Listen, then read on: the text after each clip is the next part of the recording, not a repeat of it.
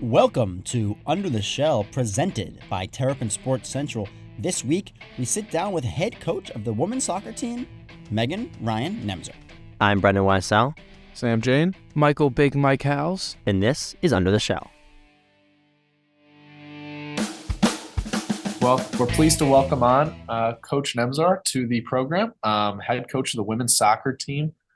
New face, but ultimately we're excited to get to know Coach a little more. And thanks again, we just said, for hopping on, but appreciate you taking the time to speak with us, Coach. Yeah, I'm excited to be here. I'm excited to be under the shell with this and happy to get going and tell you all about Maryland women's soccer and all the great things we have going on. Yeah. Well, I want to start with the obvious question, because, you kind of made the decision to leave another Big Ten program to come here. What was that? What went into that decision? Why was Maryland ultimately able to draw you away from your previous stop? Yeah, I think there's a lot of things. I think, first of all, what Maryland has is undeniable as far as the resources, the location, especially with women's soccer, the rich history. We have won championships here. The men's side has won 4 national championships, and they have the exact same resources that the women's team has. So you can't say that it can't be done. And I think that was the biggest thing that got me excited about just coming here and doing this the right way, doing it where you can continue to build a championship vision. I met with Damon, and he was unbelievable. He was amazing. He sold me after 5 minutes of talking to him, just the vision that he had for Maryland women's soccer. Came here, and the support staff, the people is what sold me.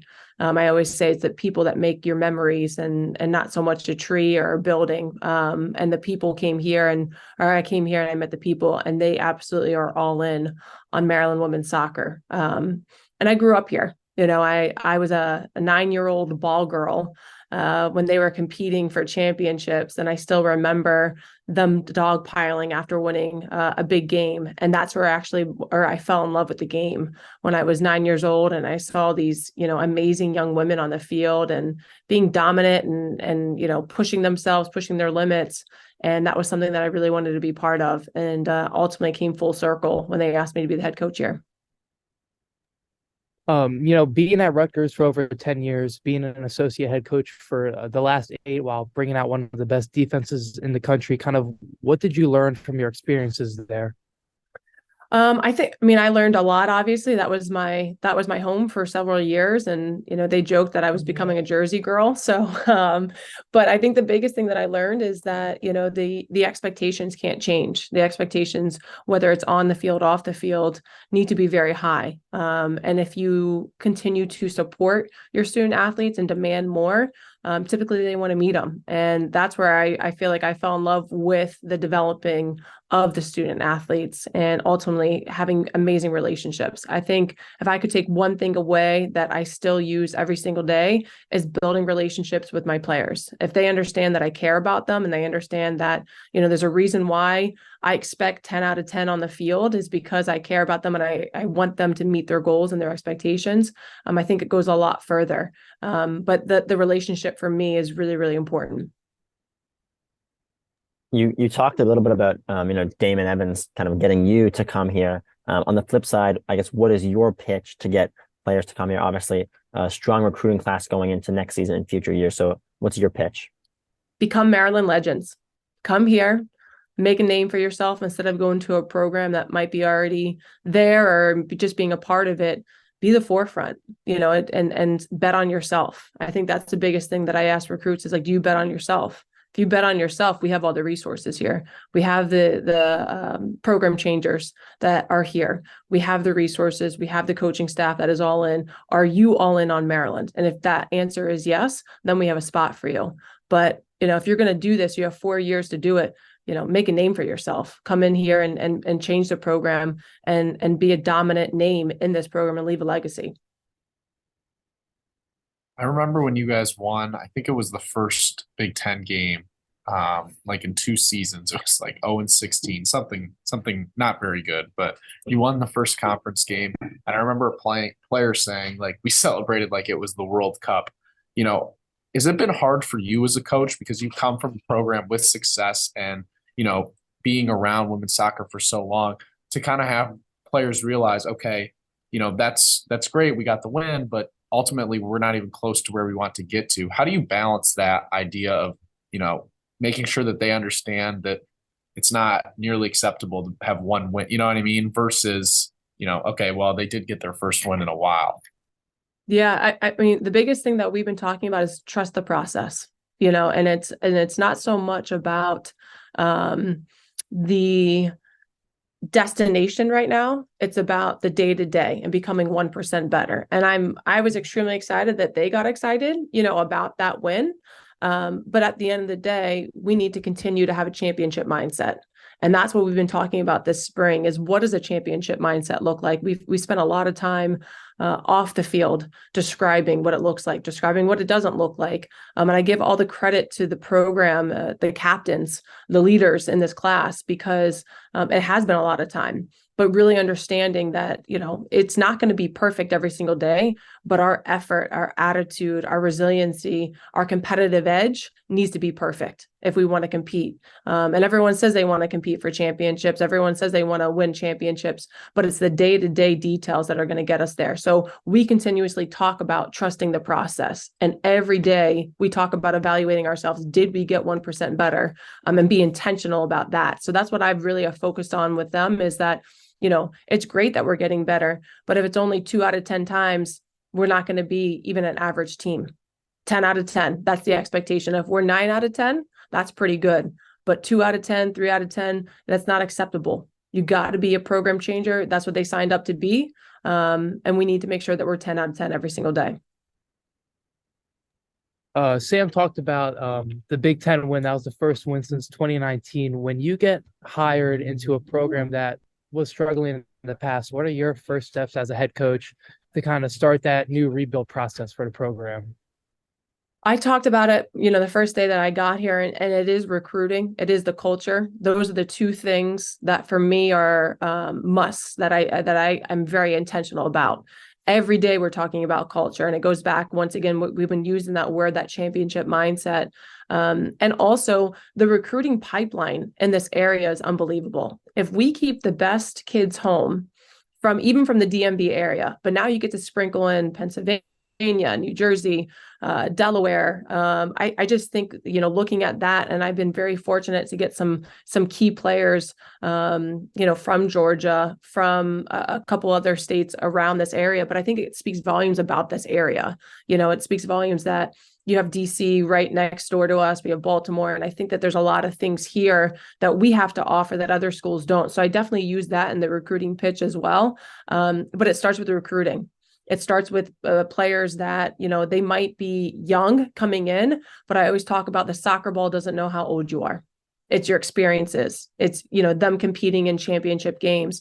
We have All-Americans. We have national players of the year. We have national team kids. We have youth national team kids. And that experience is what's going to help us achieve that championship mindset.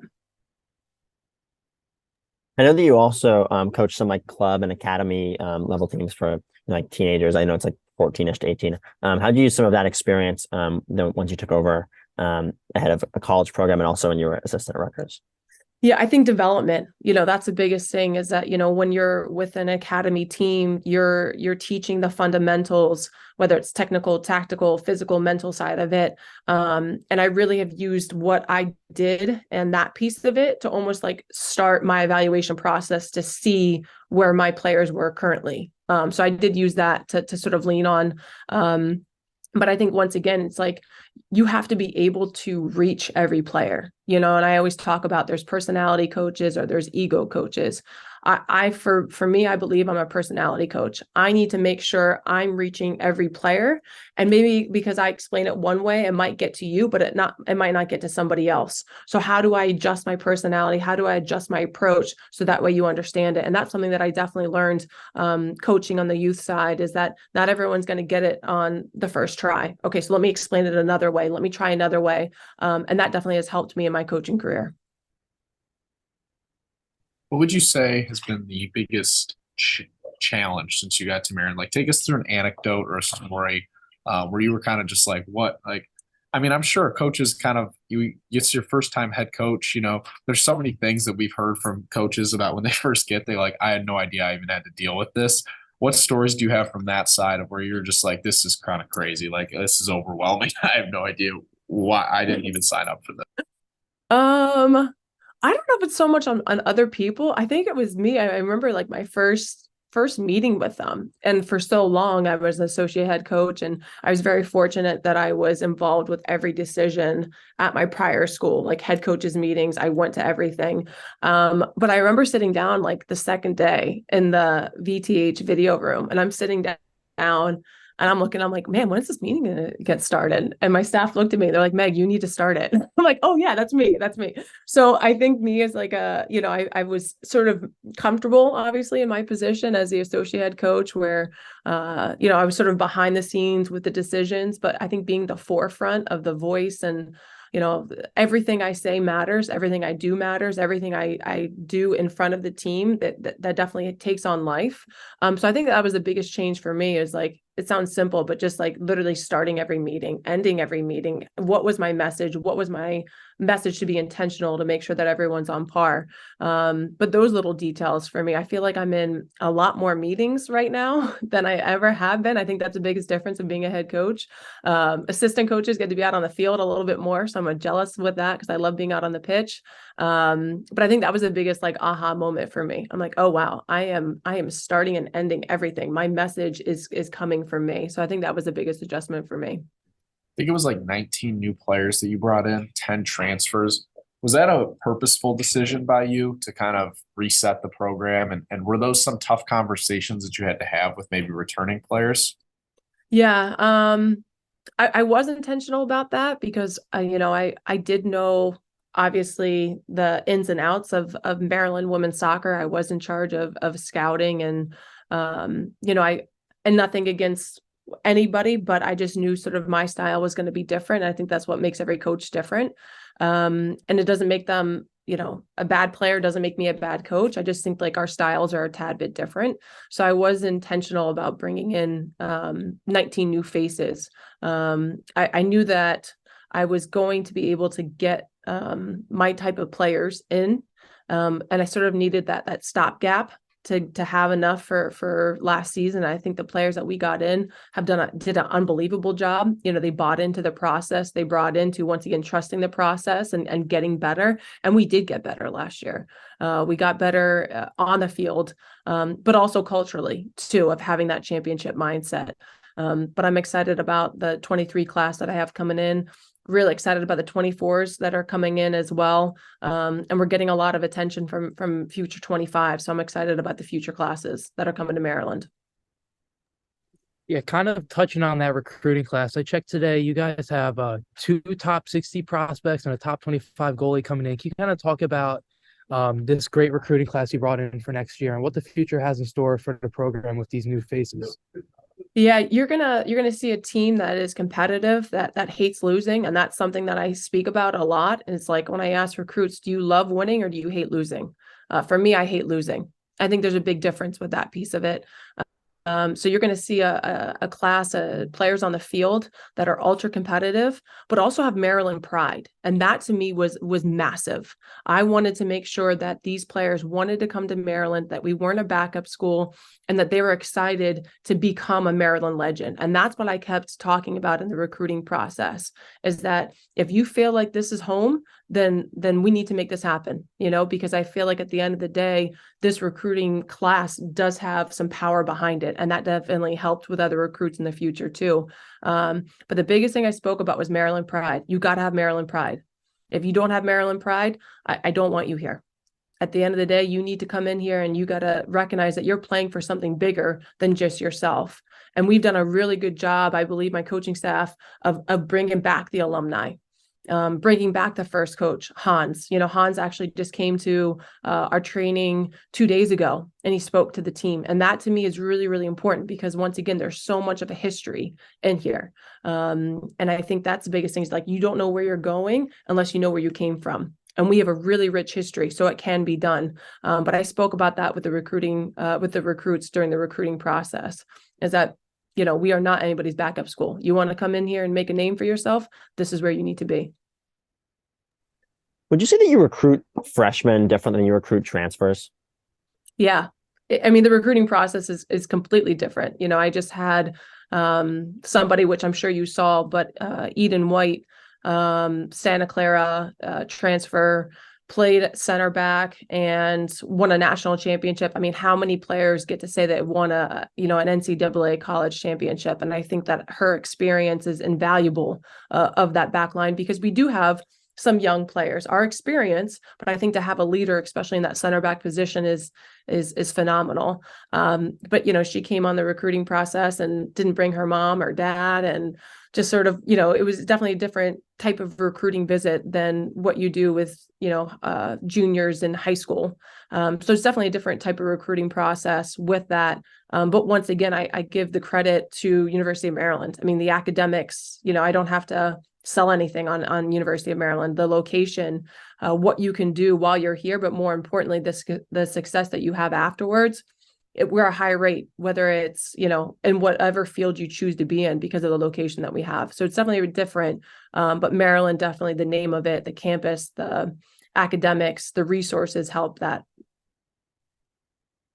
All right, Coach. So I know I emailed you about our top 5, and that was too short notice. But we did this game with other people on our guests. So what we do is we take you through, because you're a very unique case. You grew up in Maryland, but you coached at Rutgers, and now you're back at Maryland. So we're going to do a segment called Maryland or Rutgers. Don't worry, we're not going to make you choose in between, but we're going to do different aspects from the university, and it's just rapid fire. What comes to mind? Which one was better? Better beaches, Maryland or Rutgers? Maryland. Better food, Maryland or Rutgers? Rutgers. Okay. Better facilities, New Brunswick or College Park? College Park. Better drivers? I'm aggressive, so I'm going to say Rutgers. Annapolis or Trenton? Annapolis. Better jerseys? I like the Maryland flag, so I'm going to say Maryland. Okay, so you took my next question. Better state flag? Oh, without a doubt, Maryland. Better signature food, or like crabs, or I don't know what New Jersey's known for. But New Jersey's known for like pizza and oh yeah, okay, so all pizza or crabs? I feel like this is a tie for me, depending on what day, because I love crabs. But I do love a good slice of pizza. It's the water in New Jersey, Okay, and then last question: better weather? Maryland. I know it's short, but it was very good to get to kind of hear your perspective as a new coach. And we're excited to see what you guys do in the future. Obviously a big step last year, but it sounds like you're expecting big things coming up. So excited to see how that plays out. Yeah, me too. I appreciate you guys hopping on, and just want to say thanks so much for supporting Maryland women's soccer. You're going to see great things in the fall. Thanks, Coach. Thank you very much.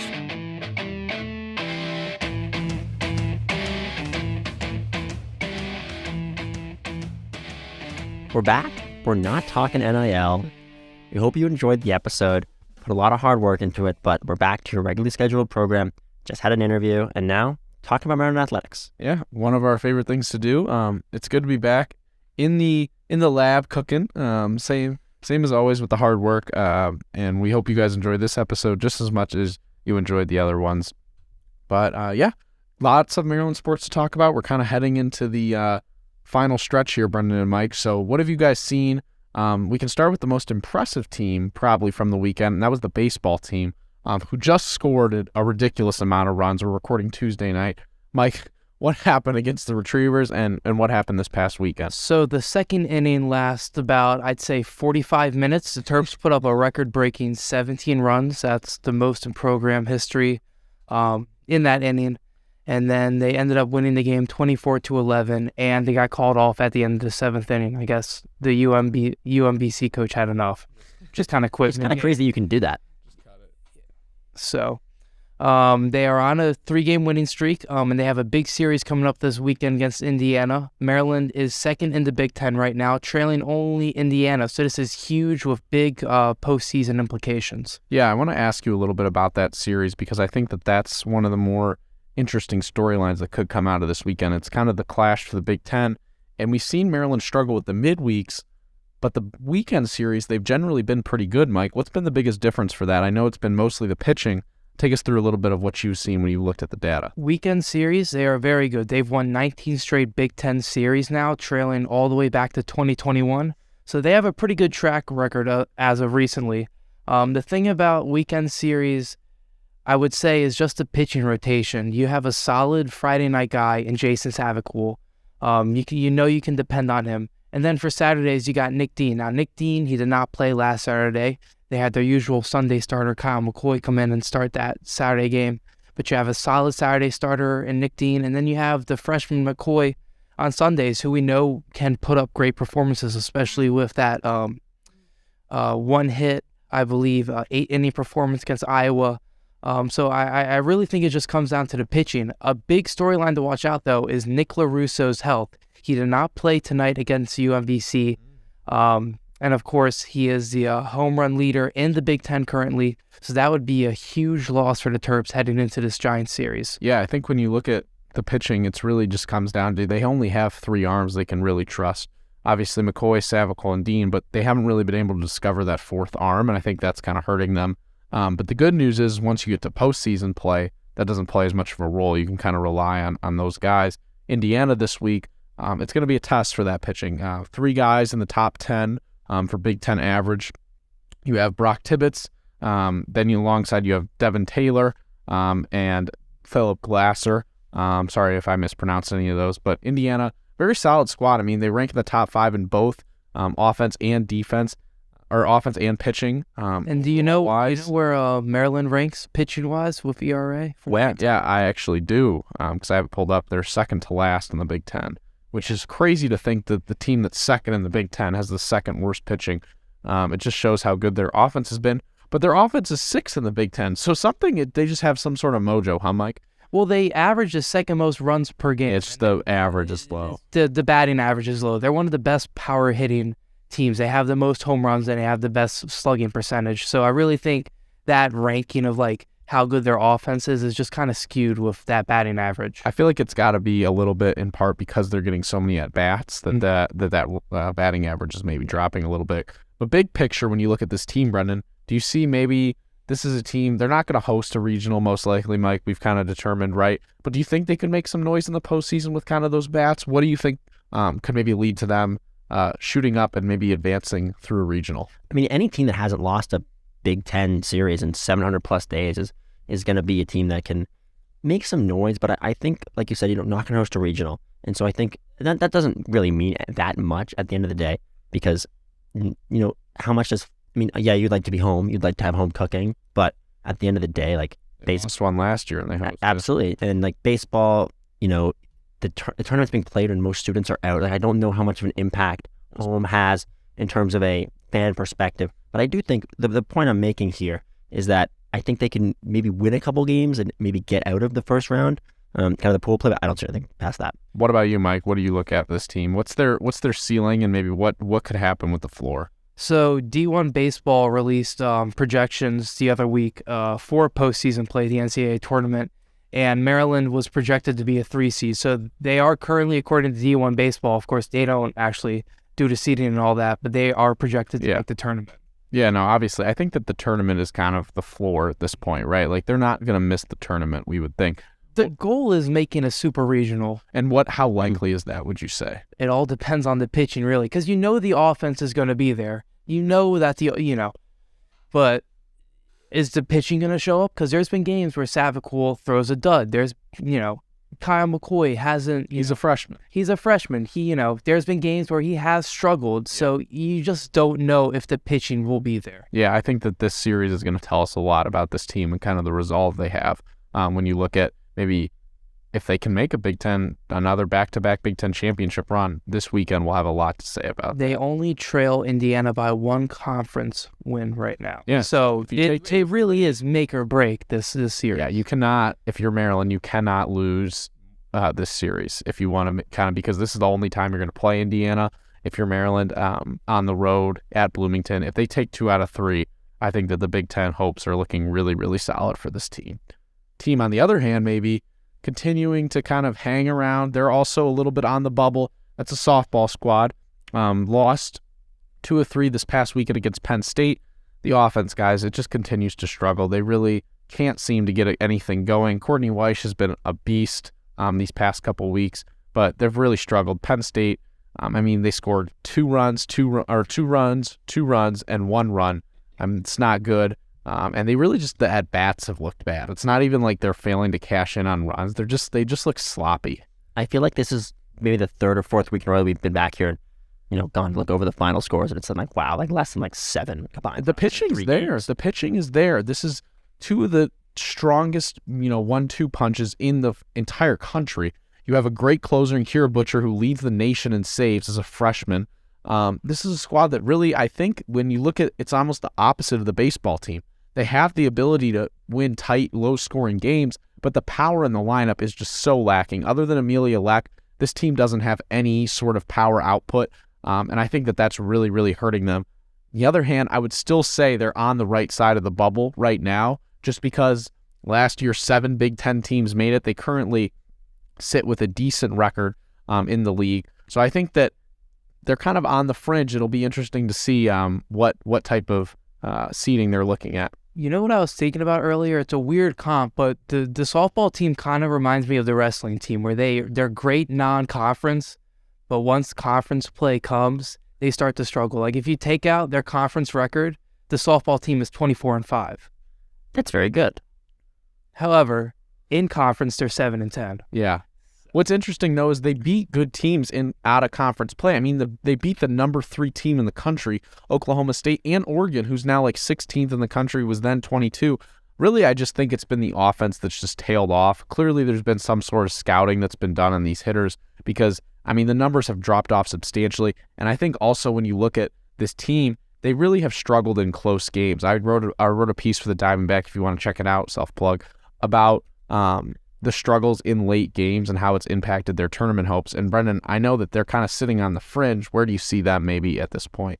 Yeah, I know that the projections from this week have them in the first 4 out. So, there's a chance, right? You have pretty much 3 weeks, 2 weeks left of play, and then you have Big Ten tournament. I think if they keep doing what they're doing, I think they'll make it. If their win percentage stays the same, I think they'll make it in. I just don't know if that's sustainable. Yeah, they kind of are this is a huge weekend series coming up because they get a team who's a very similar ilk to them. Wisconsin's 8-9 in the conference.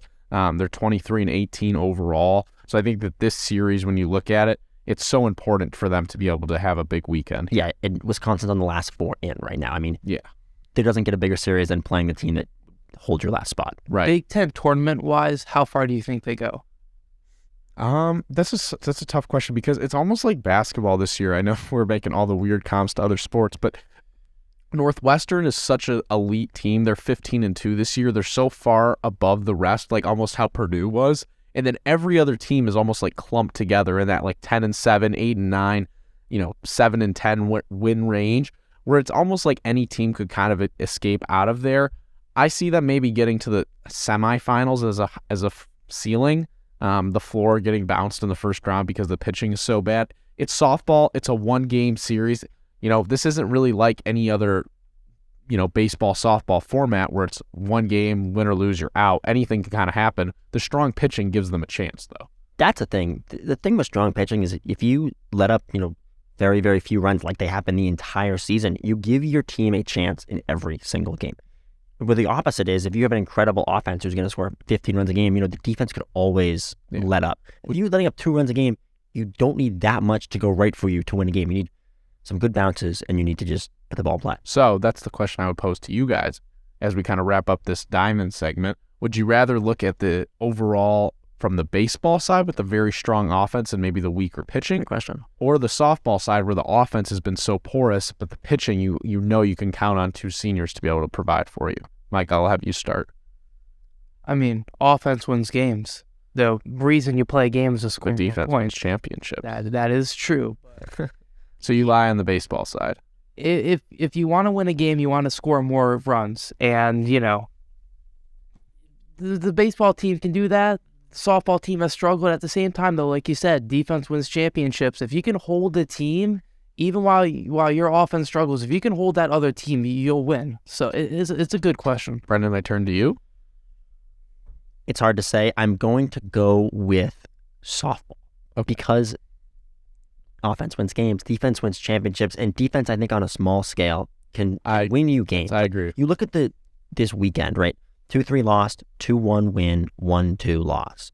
All those games, one swing of the bat, the game is tied, or you're up by one more run, or you're winning. You need just one home run to go over the wall. Penn State did. Exactly. Hit a home run in the 8th inning, won the game. That's all you need to do to win those games. And if your team can keep you in it, you can keep morale high. You get down by 10 runs, the game is over. Yeah. You keep within one, that means every time someone's at the plate until the last out, you can win. So I'd go softball. What do you think, Sam? I think there's a higher variance when it comes to lower scoring games. A team who maybe is worse, like if Maryland plays Northwestern, say, Northwestern's going to win 9 out of 10 times. If Northwestern and them both are in this high scoring slugfest, we know Northwestern's probably going to prevail because their offense is very, very good, right? Maryland's hasn't shown that. However, if you get Northwestern, drag them into like a 2-1, 3-2 type of game, you have a better chance of that one swing happening and breaking it open, And that's why I think you hear coaches all the time being like, we want to kind of drag them into our style of play if you're trying to go for the upset. So in a tournament setting where there's,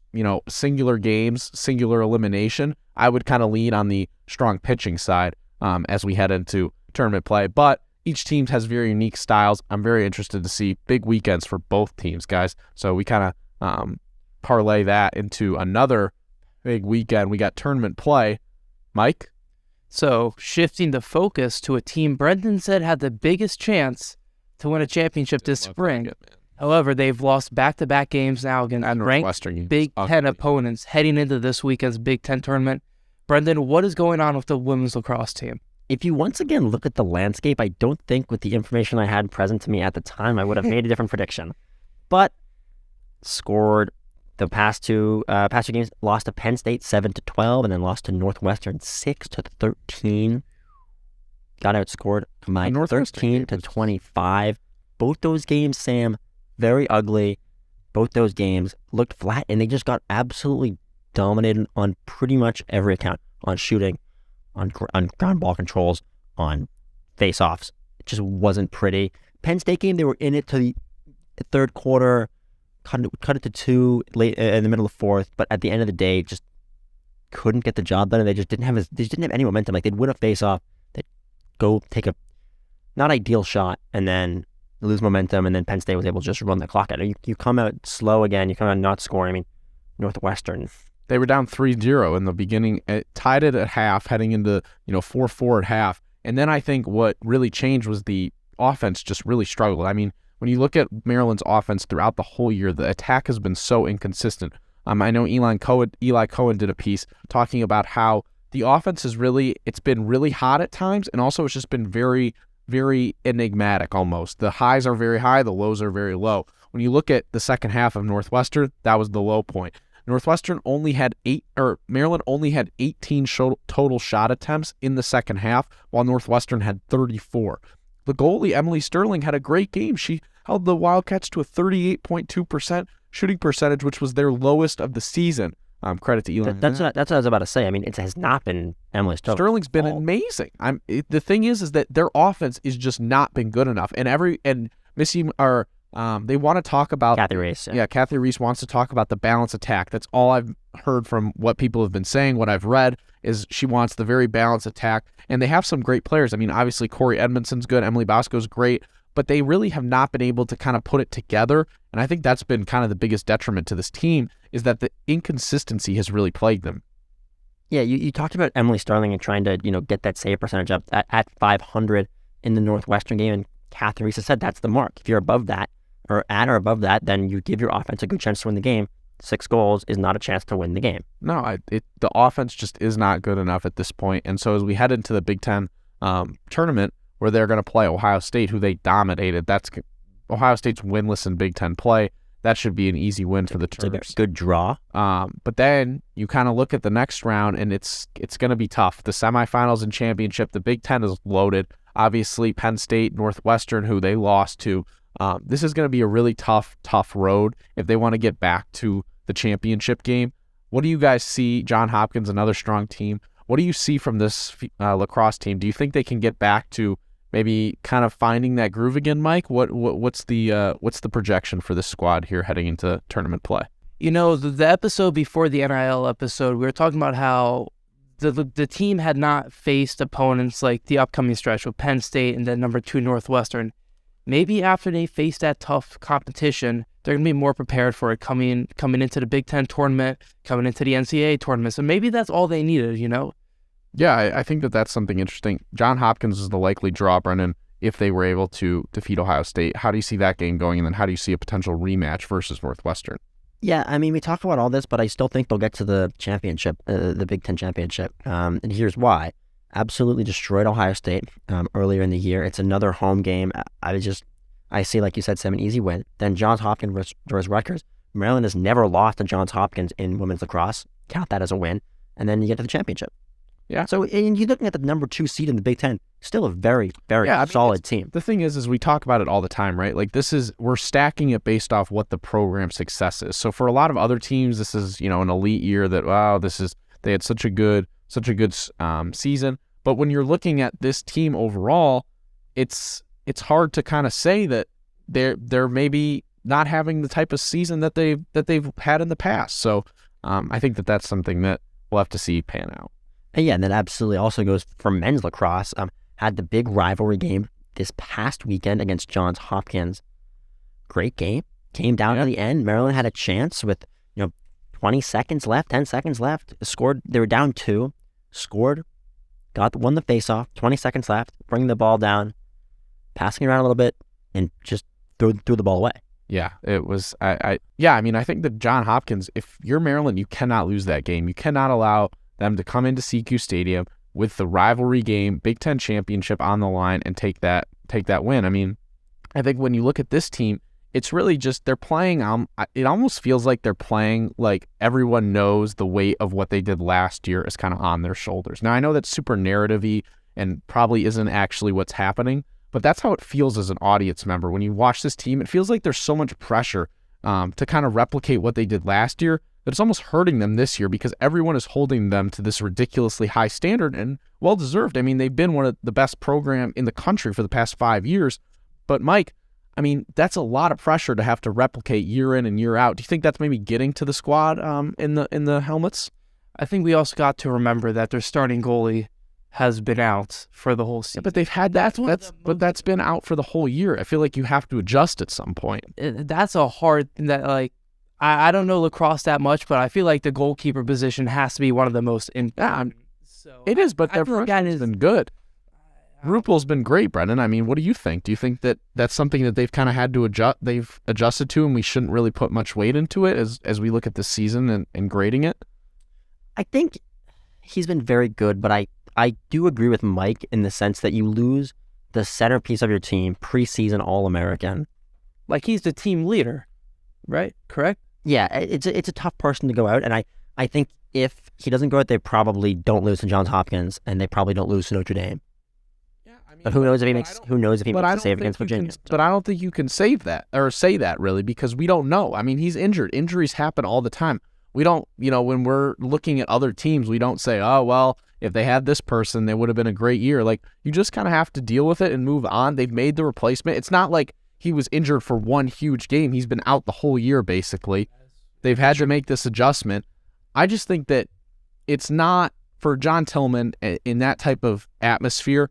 The program usually gets a win like that. And so I think that that's something that is a little concerning maybe for Terps fans as they head into postseason play. Yeah, and they're most likely going to get a rematch against Johns Hopkins. The Big Ten tournament first round is taking place at the University of Maryland on Maryland Day at 8 p.m. under the lights, CQ Stadium against Rutgers.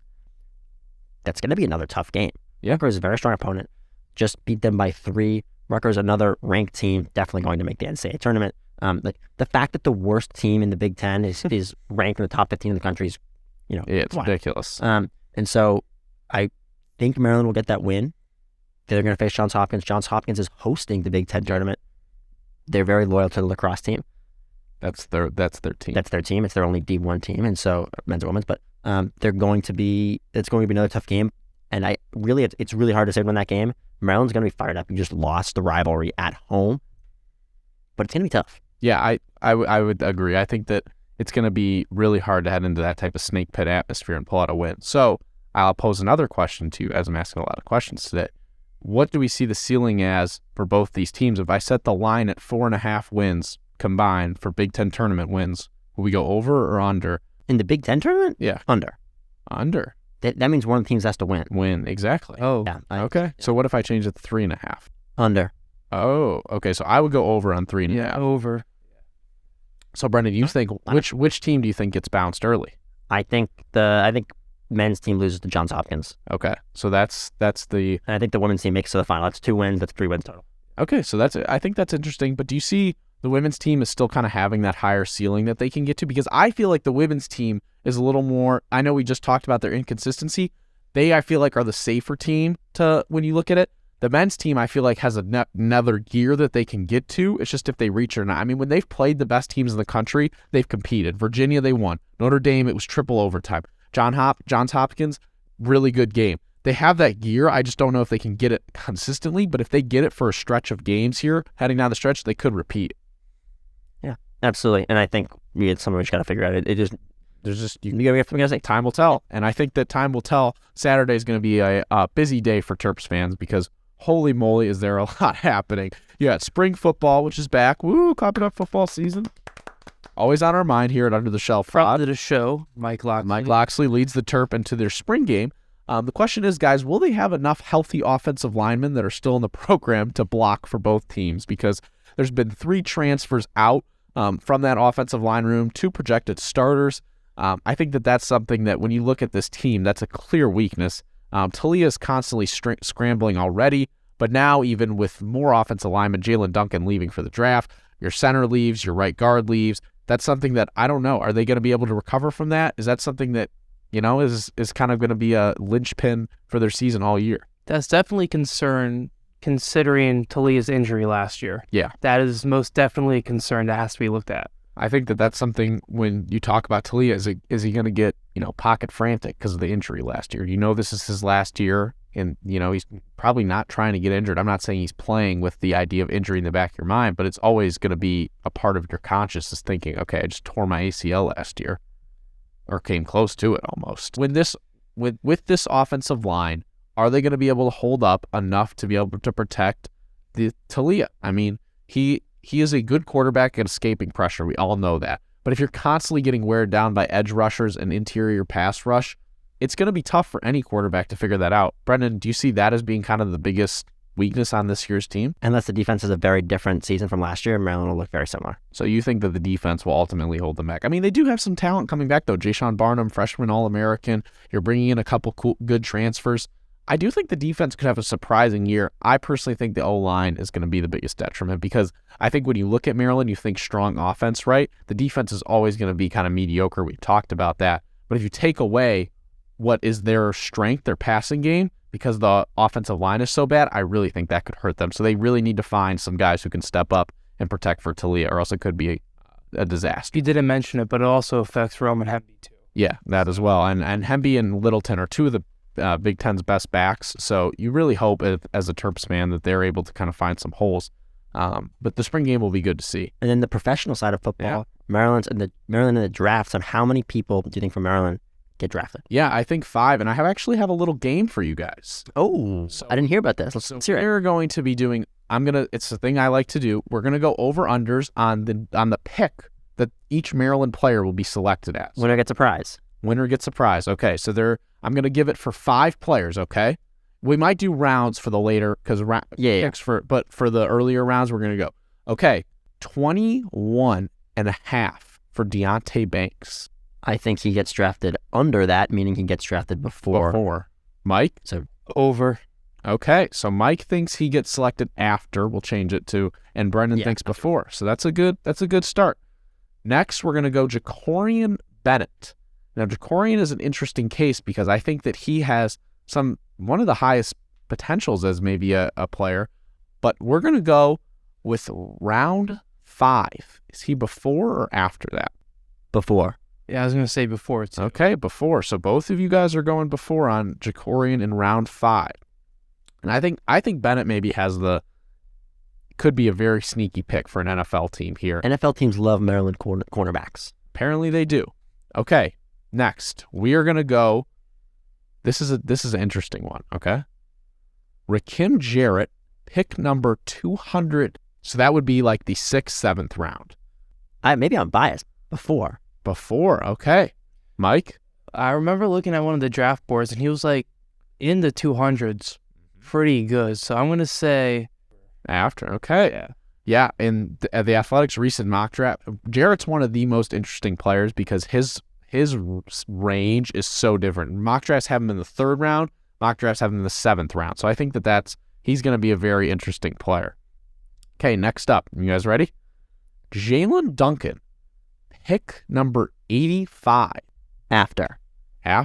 Okay, so both you guys going with after. Was that a bad line? What do we think? Do we think Duncan could kind of sneak into the early 3rd, late 2nd, or no? Do we think he's a clear 4th round prospect? I think 4th or 5th round for sure. Okay. And then lastly, the GOAT, the kicker, Chad Ryland. I'm not even going to say a round for this one. Is he drafted? No drafts for Mike. Okay, Brendan? No draft. Wow. So I think he does get drafted personally, but he's in competition with Jake Moody, and there hasn't been a kicker. There's only been 2 kickers selected in the past 3 years or something. So statistically, it's not on his side. It's not likely, but there hasn't been a kicker as good as Chad coming through in a little bit. So I just want to put it out there again for the audience. Deontay Bikes, Mike said after, Brendan said before. Both of them said before for Bennett.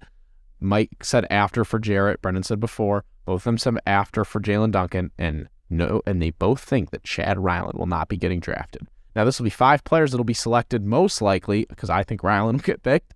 But that'll be the Terps' highest selection in a very long time. And another very solid point on Mike Loxley's increasingly positive resume as a Terps coach. So that'll be exciting to watch on Thursday.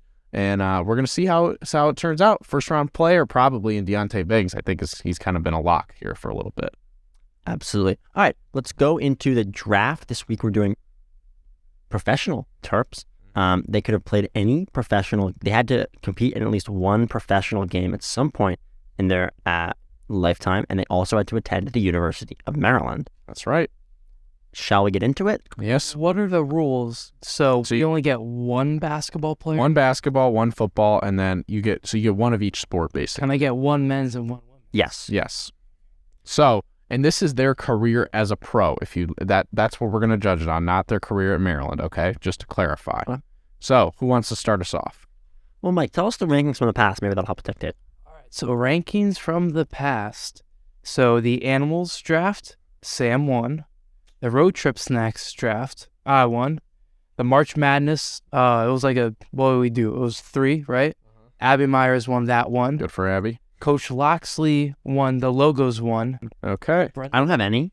Unfortunately, no. That's insane. All right, whatever. Let's go. Not a good start for Brent. So I'll pick last then. Okay. So I can get us started here. You may.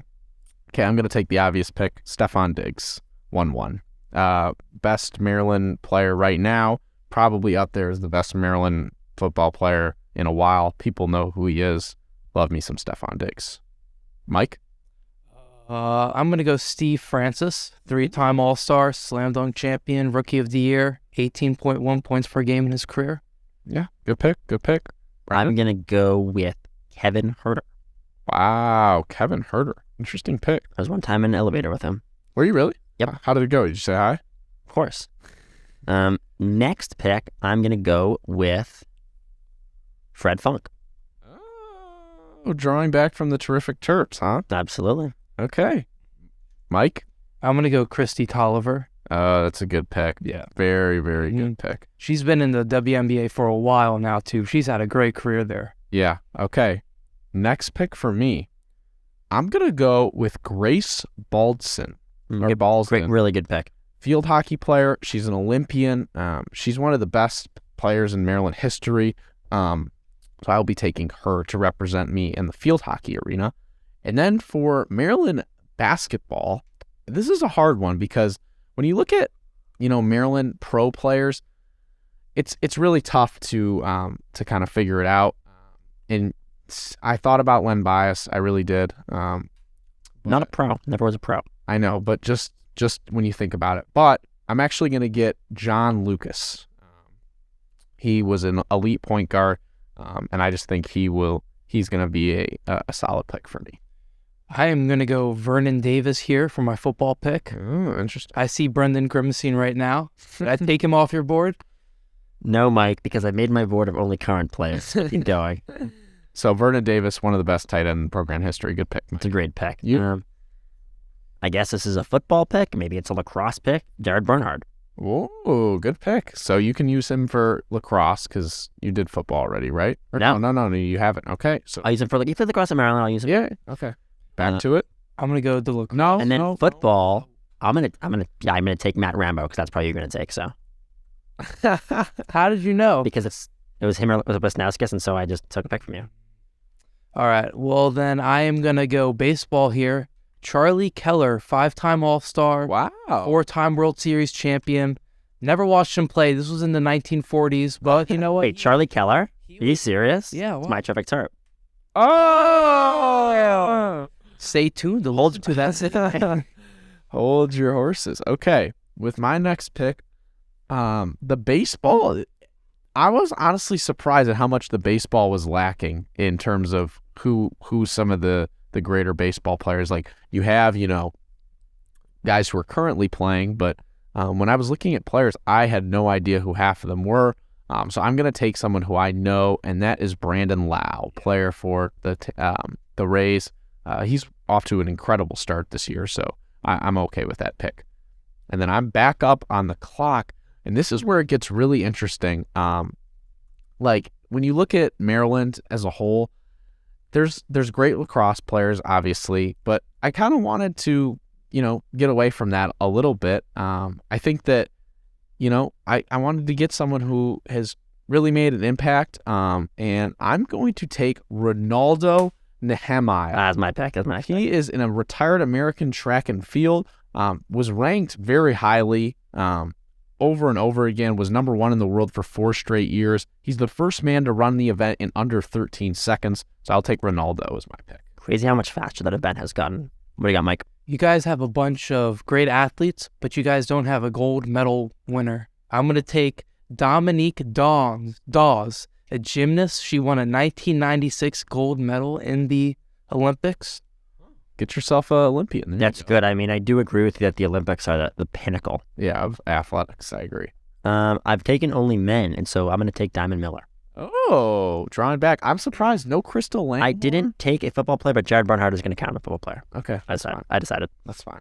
All right, that's a good draft. That's another good little top 5 draft. So we will be ending it with someone you already heard now, and that's Brendan's terrific terp. We missed it so much. Take it away, B. Yeah, you may have missed it, but you also may have been looking at the social media and say that there was a ton this week. Charlie Keller. If you're in History 201, this will be a little bit of a relevant segment to you, but most likely if you're listening, you're not. Charles Ernest Keller Jr. was born in 1916. Where was he born? Anybody know where he was born? Don't. Middleton, Maryland.